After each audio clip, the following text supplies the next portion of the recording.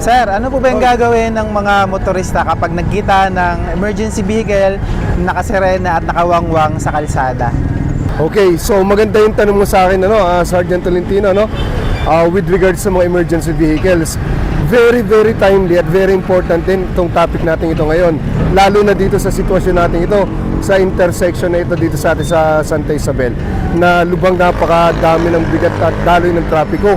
Imit dito, dumadaan din ang mga ambulance at mga rescue vehicle dahil nga sa mga hindi inaasahang mga aksidente sa daan. At napapansin din namin talaga dito, kapag andyan na yung mga emergency vehicle, medyo ang mga drivers, hindi alam nila kung paano ang gagawin, Unang-una, kapag may mga emergency vehicles tayong nakita sa highway o sa kalsada, number one natin dapat gawin, tayo ay magbigay ng daan. Sabihin, i-prioritize natin yung mga emergency vehicle.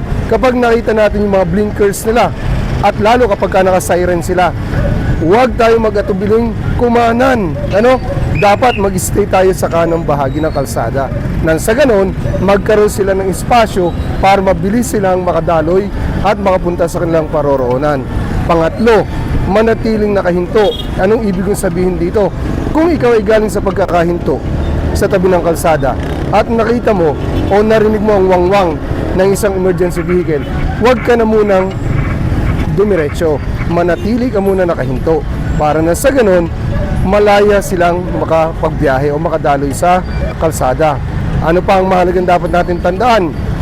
Huwag nating haharangan sapagkat emergency nga ito, priority sila sa mga kalsada.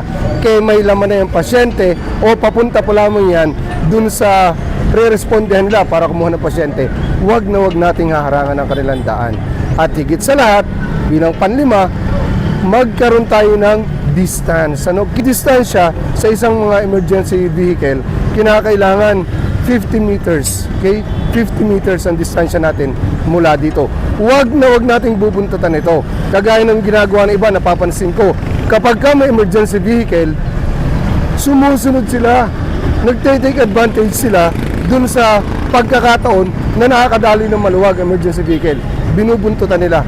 Huwag maling-mali itong bagay na ito.